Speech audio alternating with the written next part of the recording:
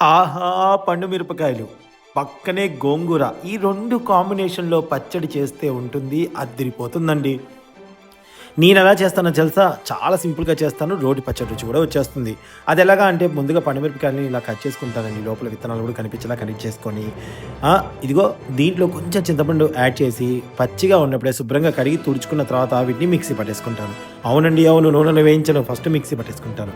దాని తర్వాత ఒక కళాయిలో నూనె తీసుకొని మిక్సీ పట్టిన ఈ యొక్క మిశ్రమాన్ని మొత్తాన్ని కూడా దాంట్లో వేసేస్తాననమాట నూనెలో చక్కగా. చూసారా? లో ఫ్లేమ్ మీద పెట్టుకోండి మంట ఎప్పుడైనా సరే, లేకపోతే మాడిపోయినట్టుగా స్మెల్ వచ్చేస్తది బాగోదు. లో ఫ్లేమ్ మీద పెట్టుకొని చక్కగా ఈ పచ్చడంతా దాంట్లో వేసేసుకొని మిక్సీ పట్టిందంతా నూనె పైకి తేలేంత వరకు దాదాపుగా ఆ పచ్చితనం పోయి, ఆ పచ్చి వాసన పోయి చక్కగా మీకు ఆ ఫ్లేవర్ అనేది వస్తూ ఉంటదండి. అప్పటి వరకు చక్కగా అలా ఆ స్టవ్ దగ్గరే ఉంటూ మూత పెట్టుకోకుండా అలా కలయబెడుతూనే ఉండాలి. ఇయన్నీ కలయబెడుతూనే ఉండాలి. సో, దీంట్లో మీరు రుచికి సరిపడా సాల్ట్ కూడా యాడ్ చేసుకోవచ్చు. ఎప్పుడంటే కొంచెం మగ్గి నూనె పైకి తేలుతుంది అనే సమయంలో మీకు రుచికి సరిపడా సాల్ట్‌ని కూడా యాడ్ చేసుకోవచ్చు.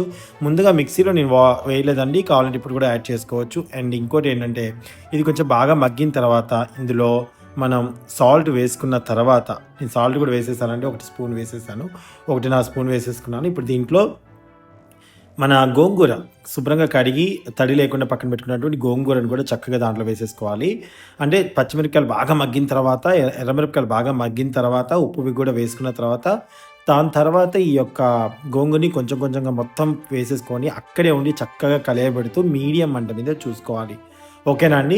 ఇప్పుడు మీరు సెపరేట్‌గా అది వేయించేసి, గోంగూర వేయించేసి మిక్సీ పట్టుకున్నారనుకోండి, మొత్తం గుజ్జు గుజ్జుగా అయిపోతుంది.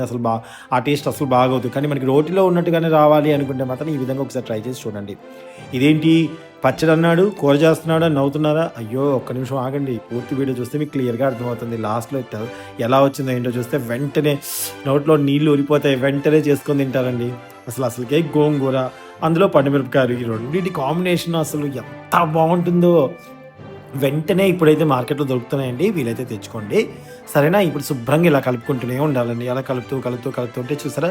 చివరికి మనకి దగ్గరికని ఇలా వచ్చేస్తుందనమాట. గట్టిగా దగ్గరికని ఇలా ఇంకొంచెం ఇంకా అవుతుంది.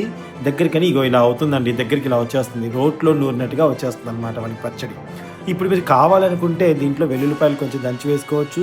లేదా మీరు ముందే మిక్సీ పట్టేటప్పుడు వేసుకోవచ్చు. నేనైతే ఎప్పుడైతే పచ్చడికి తాలింపు పెడతానో అప్పుడు కొన్ని 4, 5 దంచి దాంట్లో వేసి తాలింపు పెట్టుకుంటాననమాట. సో, ఇది మనం చల్లారిన తర్వాత స్టోర్ చేసుకొని ఎప్పుడు కావాలంటే అప్పుడు తాలింపు పెట్టుకుంటే అద్దిరిపోతుందండి.